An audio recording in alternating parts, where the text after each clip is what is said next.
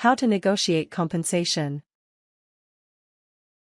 Before you can adequately negotiate a compensation package, you need to find out what the industry standard is for your position and location.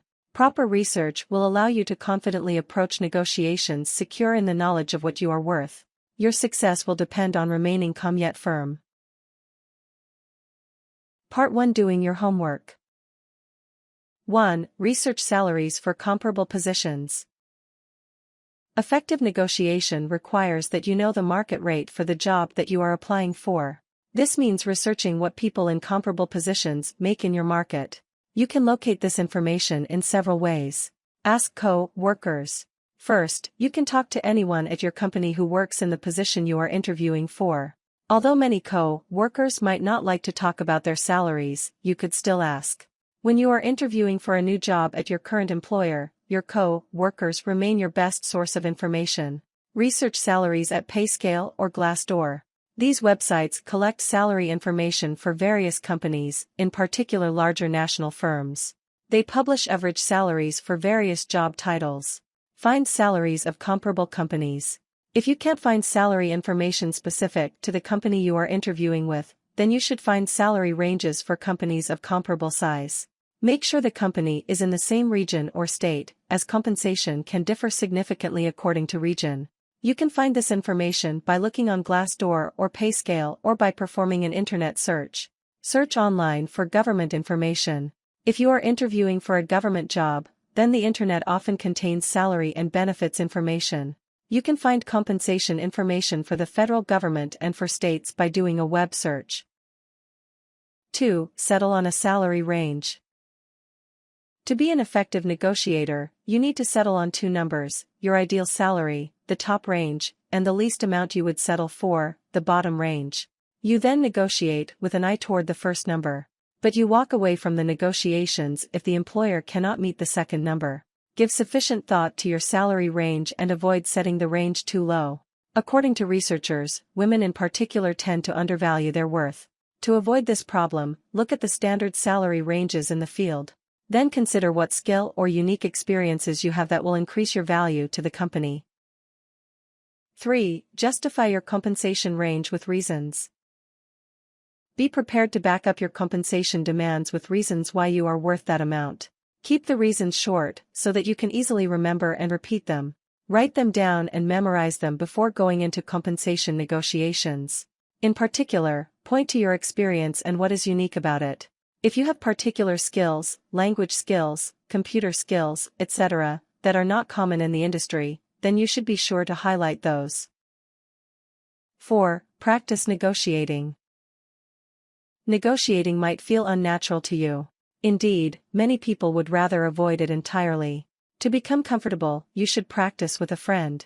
The friend can pretend to be the employer. You should prepare for both hard-style and soft-style negotiators, since either present problems to the novice negotiator.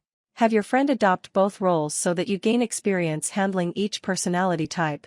A hard-style negotiator likes to say no. To negotiate effectively, you need to avoid getting rattled.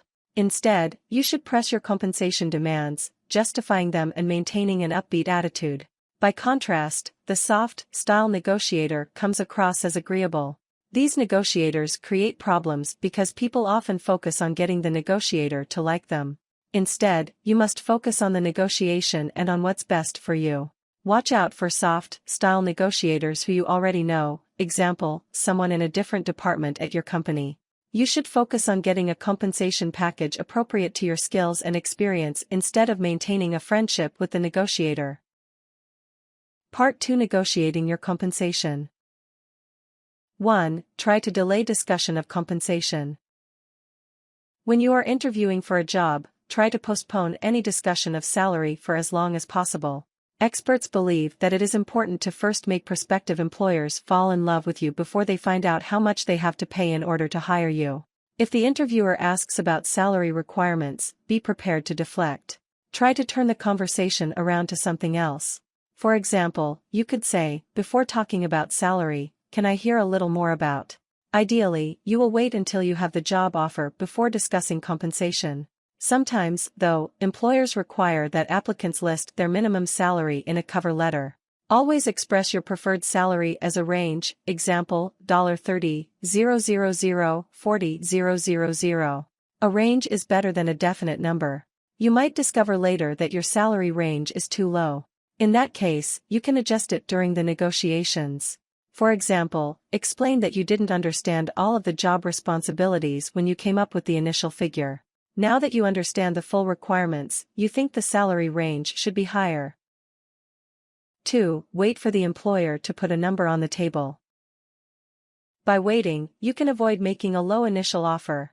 If the employer asks you to give a number, you can deflect by doing one of the following. Ask what the typical compensation range is for others in the same position at the company. Ask how much has been budgeted for the position. Say you'll consider any reasonable offer and that they have better information as to what is reasonable. 3. Counter with your own offer. Once the employer makes an initial offer, you should always counter-offer. Resist the urge to accept the first number. The employer expects you to negotiate.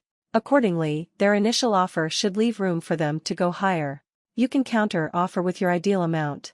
For example, if your ideal is $55,000 but the initial offer is for $45,000, then ask for $55,000.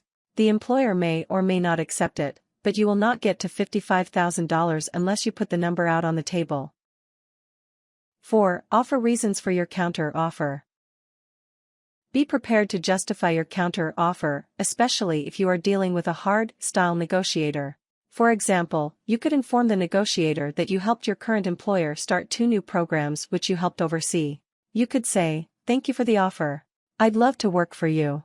But given record of performance, I was expecting something around $55,000. Speak plainly. You can't be hesitant when you negotiate. If you want more money, then ask for it. One thing to avoid is asking for more money but justifying it by talking about your expenses. For example, you should never say, "Well, I just took out a second mortgage, so I could use more money." Instead, you can say, "I need more than that." 5. Be confident, not demanding. You should negotiate with confidence. Since you have done your homework, you know that what you are asking for is not unreasonable. If the employer can't meet even your low number, then you should be prepared to pass on the job. However, you should never issue ultimatums. For example, you should never say, "This is my final offer." Instead, say, "I need at least $55,000 to make the change in jobs work for me." Always be respectful. Imagine that you have already been hired by the company and are negotiating on their behalf. You don't want the way you comport yourself to discourage the employer from hiring you. 6. Remember benefits. Your total compensation embraces more than salary. It can be easy to forget about the other benefits as you throw numbers back and forth. You will probably negotiate salary first, but you should always remember to negotiate the remainder of your compensation package.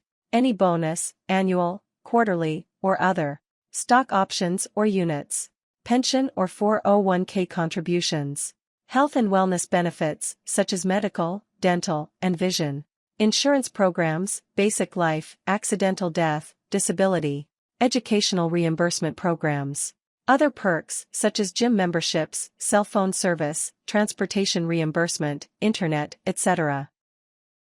7. Write down what you agree to.